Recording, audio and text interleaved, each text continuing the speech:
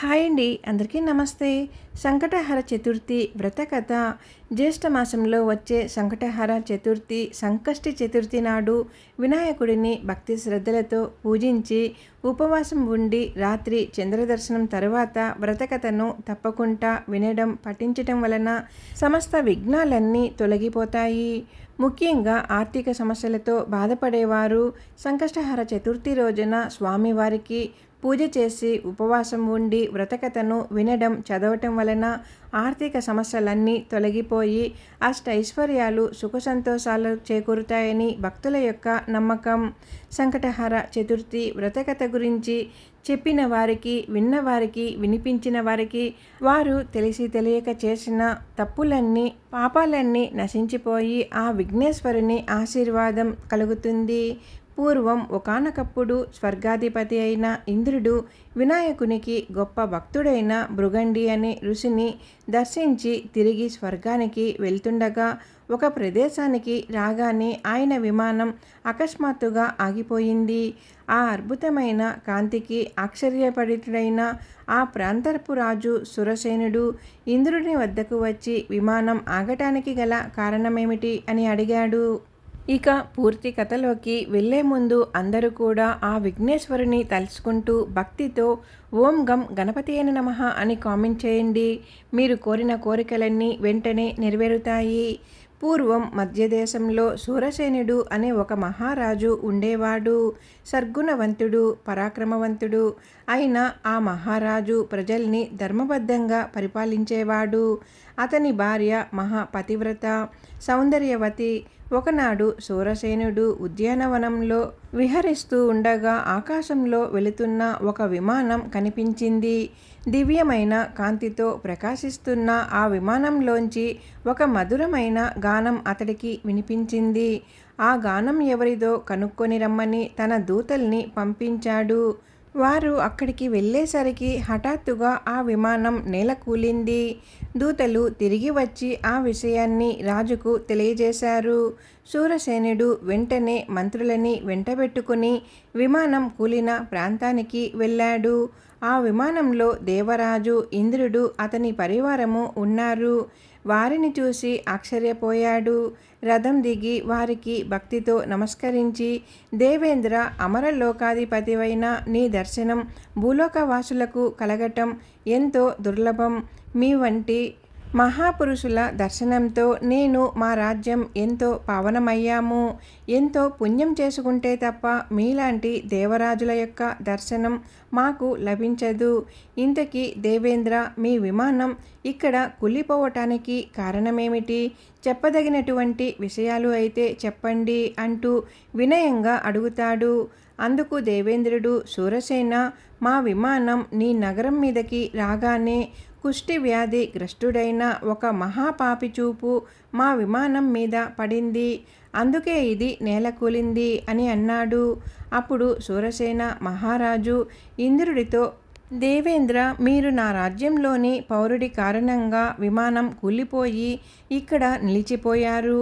మీ విమానం తిరిగి పైకి ఎగరటానికి తగిన సహాయం చేయటం నా బాధ్యత.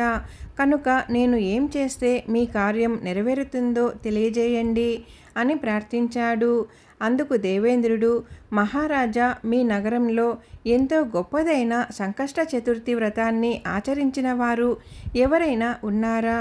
ఉంటే అలాంటి మహానుభావులు 1 సంవత్సరం పాటు తాము ఆచరించిన వ్రత ఫలితాన్ని దారబోయాలి. అప్పుడే మా విమానం పైకి ఎగరగలుగుతుంది. అలా కాక విమానం ఎగరటానికి మరొక మార్గం అనేది లేదు అని చెప్పాడు. ఇంద్రుడు ఆ మాటలు విన్న సూరసేన మహారాజు, దేవేంద్ర, తమరు చెప్పిన వానికి తప్పకుండా పిలిపిస్తాను. ఇప్పుడు మీరు చెప్పిన సంకష్టహర చతుర్థి వ్రతాన్ని ఎలా ఆచరించాలి? దానివల్ల ఎలాంటి పుణ్యం లభిస్తుంది? ఈ వ్రతంలో పూజింపబడే దేవుడు ఎవరు? ఇంతకు ముందు ఎవరైనా ఈ వ్రతాన్ని ఆచరించారా? వారికి ఎలాంటి శుభ ఫలితాలు కలిగాయి? దయచేసి అవన్నీ మాకు వివరించి పుణ్యం కట్టుకోండి అని వేడుకోగా ఆయన ఇలా చెప్పటం ప్రారంభించారు. శూరసేన పూర్వం కృతవీరుడని మహారాజు ఉండేవాడు. అతను మితబ బల పరాక్రమవంతుడు, సకల సర్గుణవంతుడు. ఎన్నో యజ్ఞయాగాలు నిర్వహించి విరివిగా ఎన్నో దానధర్మాలు చేసిన మంచివాడు, సత్యవాది, ఇంద్రియాలను ఆధీనంలో ఉంచుకున్న సత్పురుషుడు. నిత్యం దేవతలని పూజిస్తూ అతిథులని సేవిస్తూ ఉండటం అతనికి ఇష్టమైన పని. చతురంగ బల సమేతుడైన కృతవీరుడు నిత్యము 12,000 మంది విప్రుడితో సహపర్తి భోజనం చేసేవాడు. అలాంటి ఆ మహారాజుకి సుగంధి అని ఒక భార్య ఉంది. ఆమె మహాపతివ్రత, సుగుణవతి, అతిలోక సౌందర్యవతి. ఆమె కూడా భర్తలాగానే సదాచారాల మీద ప్రీతి కలిగిన పడతి. అయితే ఆ పుణ్య దంపతులకి ఎంతకాలం గడిచినా సంతానం మాత్రం కలగలేదు. పుత్ర సంతానం కోసం వారు చేయని వ్రతం లేదు, చేయని దానం లేదు. ఎన్ని యజ్ఞాలు చేసినా, ఎన్ని పుణ్యతీర్థాలు సేవించినా ఫలితం లేకపోయింది. ఎంతగానో నిరాశ పొందిన కృతవీర్యుడు ఒకనాడు తమ మంత్రులకి రాజ్యభారాన్ని అప్పగించి అరణ్యానికి వెళ్ళిపోయాడు. అక్కడ ఒక సముచిత ప్రదేశంలో నారవస్త్రాలు ధరించి కఠోర దీక్షతో తపస్సు చేయటం ప్రారంభించాడు. ఇంద్రియ నిగ్రహంతో అహంకారాన్ని వదిలేసి కేవలం పైనుంచి రాలిన ఆకుల్ని భుజిస్తూ తన తపస్సుని కొనసాగిస్తున్నాడు. ఇలా ఎన్నో సంవత్సరాలు గడిచిపోయాయి. రాజు శరీరం చిక్కి శల్యమైపోయింది. ఒకనాడు ఆకాశ మార్గంలో సంచరిస్తున్న నారదుడు ఆ అరణ్య ప్రాంతం మీద నుంచి వెళుతుండగా క్రింద కృతవీరుడు తపస్సు చేస్తూ కనిపించాడు. ఎవరో చూద్దామనుకొని కిందకు దిగిన ఆయనకి చిక్కి శల్యమైన కృతవీరుడు కనిపించాడు. ఆయనకు ఎంతో జాలి కలిగింది. వెంటనే అక్కడి నుంచి పితృలోకానికి వెళ్ళి కృతవీరుడి తండ్రిని కలిశాడు. పుత్ర సంతానం కోసం అతడి కొడుకు పడుతున్న బాధలను చెప్పి వెళ్ళిపోయాడు. నారదుడి ద్వారా తన కుమారుడు సంతానం లేమితో బాధపడుతున్నాడని తెలుసుకున్న కృతవీరుని తండ్రి సరాసరి బ్రహ్మలోకానికి వెళ్ళి చతుర్ముఖునికి నమస్కరించి, ప్రభు, నా కుమారుడు సకల సర్గుణవంతుడు, దానశీలి, ధర్మప్రభువు, ఎన్నో యజ్ఞాలు వ్రతాల్ని చేసినవాడు, ప్రజల్ని కన్నబిడ్డల వలె చూసుకునే కరుణామయుడు. అలాంటి నా కుమారుడికి పుత్ర సంతానం కలగకపోవటానికి కారణమేమిటి? అతడు ఏ పాపం చేశాడు? ఏం చేస్తే నా పుత్రుడికి పాపం తొలగిపోయి అతనికి సంతాన ప్రాప్తి కలుగుతుంది? దయచేసి చెప్పండి అని, దానిని నా కుమారుడికి తెలియజేస్తాను అని దీనంగా ప్రార్థించాడు. అప్పుడు బ్రహ్మదేవుడు కృతవీరుని తండ్రితో అతడి కుమారుడి పూర్వజన్మ వృత్తాంతాన్ని ఈ విధంగా చెప్పసాగాడు. భక్త, పూర్వం నీ కుమారుడు రాజ్యం చేస్తున్న నగరంలోని సాముడు అని ఒక పంచముడు ఉండేవాడు. అతను కడు దుర్మార్గుడు. అతన్ని చూస్తేనే పుణ్యకర్మలన్నీ కూడా నశించిపోయేవి. ఒకనాడు ఆ చండాలుడు తన కాంక్షతో దారి కాసి 12 మంది బ్రాహ్మణులను చంపి వారి దగ్గర ఉన్న సంపదనంతా దోచుకున్నాడు. దోచిన సొత్తంతా తీసుకుని నెమ్మదిగా ఆ సాయంత్రానికి తన ఇంటికి చేరుకున్నాడు. ఆ రోజు మాఘబహుళ చతుర్దశి.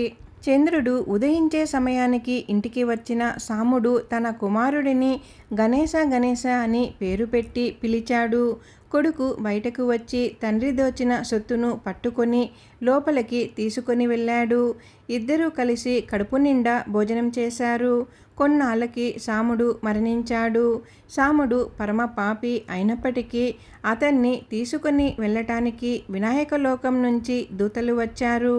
కారణం ఏమిటంటే పూర్వం సాముడు మాఘబహుళ చతుర్దశి నాడు దొంగతనం చేసే యావలో పొద్దు నుంచి ఏమీ తినకపోవడం, సంధ్యా సమయంలో ఇంటికొచ్చి కొడుకుని గణేశ గణేశ అని పిలవటం, కొడుకుతో కలిసి గణేశ ప్రసాదాన్ని తినటం వలన అతనికి అమితమైన పుణ్యఫలం లభించింది. పైగా ఆ రోజు గణేశునికి ప్రీతికరమైన తిథి కూడా. అందుకే అతనికి స్వామివారి అనుగ్రహం లభించింది.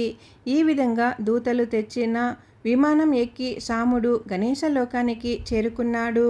కొంతకాలం గడిచాక ఆ సాముడే భూలోకంలో కృతవీరుడని పేరుతో నీ పుత్రుడిగా జన్మించాడు. అయితే ప్రస్తుతం అతడు ఎన్ని పుణ్యకార్యాలు చేస్తున్నప్పటికీ గత జన్మలో విప్రులను వధించిన పాపం వల్ల ఈ జన్మలో సంతాన భాగ్యానికి నోచుకోలేదు. అతడు చేసిన పాపం నశిస్తేనే సంతానం కలుగుతుందని చెప్పాడు. ఆ మాటలు విన్న కృతవీరుని తండ్రి ఎంతో బాధపడుతూ, పితామహ, నా కుమారుడు చేసిన బ్రహ్మహత్యా పాపం క్షమించరానిది. అయితే దాన్ని పోగొట్టే మార్గం ఏదైనా ఉంటే సెలవీయండి. అది ఎంత కష్టమైనా సరే అని ప్రాధేయపడ్డాడు. అప్పుడు బ్రహ్మదేవుడు, నీ కుమారుడు అత్యంత మహిమాన్వితమైనది, కోరిన కోరికలను తీర్చేది అయిన గణేశ సంకష్టహర చతుర్థి వ్రతాన్ని గనుక ఆచరిస్తే అతడు చేసిన పాపాలన్నీ నశిస్తాయి. గణేశ సంకష్టహర చతుర్థి వ్రతాన్ని నియమపూర్వకంగా 1 సంవత్సరం కాలం పాటు ఆచరిస్తే ఆ చేసిన వాడి సకల పాపాలు నశిస్తాయి. అతని కోరికలన్నీ తీరుతాయి. సంతానం లేని వారికి సంతాన భాగ్యం కలుగుతుంది. సకల దోషాలు, సకల కష్టాలు తొలగిపోయి ఆయురారోగ్యాలు, ఐశ్వర్యాలు, సుఖ సంతోషాలు పొందుతారు. శత్రువుల బాధలు ఉండవు. ఆర్థిక ఇబ్బందులు ఉండవు. వ్రత నియమాలు జమ్మి చెట్టు మొదట్లో కూర్చొని ఈ వ్రతాన్ని ఆచరించటం శుభప్రదం. ఈ విధమైన నియమాలతో వ్రతం చేసిన వారు పుట్టుగుడ్డి, మూగ, చెవిటి వాడైనప్పటికీ అతడు ఆ దోషాలన్నీ పోగొట్టుకోగలుగుతాడు. రాజ్యం కోల్పోయిన రాజులు తిరిగి తమ రాజ్యాన్ని సాధిస్తారు. నియమపూర్వకంగా వ్రతాన్ని ఆచరిస్తే సకల సిద్ధులు కలుగుతాయని బ్రహ్మదేవుడు కృతవీరుని తండ్రికి గణేశ చతుర్థి వ్రతాన్ని వివరించాడు. ఇదంతా విన్న కృతవీరుని తండ్రి ఆనందంతో బ్రహ్మదేవునికి ఎన్నో నమస్కారాలు తెలియజేసుకొని అక్కడి నుంచి భూలోకంలో తన మందిరంలో నిద్రపోతున్న తన కుమారుడికి కలలో కనిపించి ఈ విషయాన్ని ప్రబోధించాడు. కృతవీరుడు కలలో తన తండ్రి కనిపించినందుకు ఎంతో సంతోషించి మర్నాడు ఉదయం నిద్ర లేవగానే తన మంత్రులని, పురోహితులని పిలిపించాడు. వారందరితో కలిసి తన తండ్రి గారు కనిపించిన విషయాన్ని, పుత్ర సంతానం కోసం తాను ఆచరించవలసిన సంకష్టహర చతుర్థి గణేశ పూజా వ్రతం గురించి వారికి తెలియజేశాడు. అది విన్న వారంతా ఎంతో సంతోషించి సంకష్టహర చతుర్థి వ్రతాన్ని వెంటనే చేయమని చెప్పారు. అందరి సలహాను అనుసరించి కృతవీరుడు మంగళవారం సంకటహర చతుర్థి తిథి కలిసి వచ్చిన రోజు తన తండ్రి కలలో చెప్పిన విధంగా చంద్రోదయ సమయంలో గణపతిని విశేషంగా షోడశోపచారాలతో పూజించాడు. ఆ తర్వాత 21 మంది విప్రులకి సద్రశోపేతంగా విందు భోజనం పెట్టి దక్షిణ తాంబూలాలతో వాళ్ళను సంతృప్తిపరిచాడు. గణేశుని పూజలో భాగంగా స్వామివారికి అత్యంత ప్రీతిపాత్రమైన దూర్వాంకురాలను కూడా సమర్పించాడు. ఈ విధంగా కృతవీరుడు సంకష్టహర చతుర్థి వ్రతమును భక్తి శ్రద్ధలతో ఆచరించి తాను సంతానాన్ని పొందడమే కాకుండా తన రాజ్యంలో ఉన్నటువంటి ప్రజలందరి చేత కూడా సంకష్టహర చతుర్థి వ్రతాన్ని నియమపూర్వకంగా ప్రతి వేళ ఆచరింపజేశాడు. కాబట్టి శూరసేన మహారాజా, విన్నావు కదా సంకష్టహర చతుర్థి మహిమ ఎంత గొప్పదో. ఈ వ్రత మహత్యం గురించి పూర్తిగా చెప్పటం సృష్టిలో ఎవరికీ సాధ్యం కాదు. సకల మానవాళికి మేలు కలిగించేటువంటి ఈ వ్రతం కృతవీరుడి ద్వారా ఈ లోకానికి తీసుకురాబడింది. ఇది ఎంతో పవిత్రమైనది. ఈ వ్రతం గురించి స్మరిస్తే చాలు సకల పాపాలు నశించిపోతాయి. ఈ వ్రతాన్ని చేయటం వలన ధర్మరాజు యుద్ధములో శత్రువులను సంహరించి రాజ్యమును తిరిగి పొందాడు. ఇంద్రుడు ద్వారా గణేశ చతుర్థి వ్రత మహత్యాన్ని విన్న శూరసేన మహారాజు ఎంతో సంతోషిస్తాడు. విన్నారు కదండి, సంకష్టహర చతుర్థి వ్రతకథని పూర్తిగా తెలుసుకున్నారు కదా. ఈరోజే సంకటహర చతుర్థి.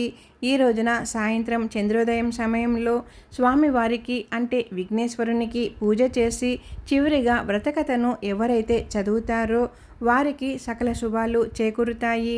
ముఖ్యంగా ఆర్థిక సమస్యలతో బాధపడే వారికి ఆర్థిక సమస్యలన్నీ తొలగిపోతాయి. అష్టైశ్వర్యాలు సిద్ధిస్తాయి.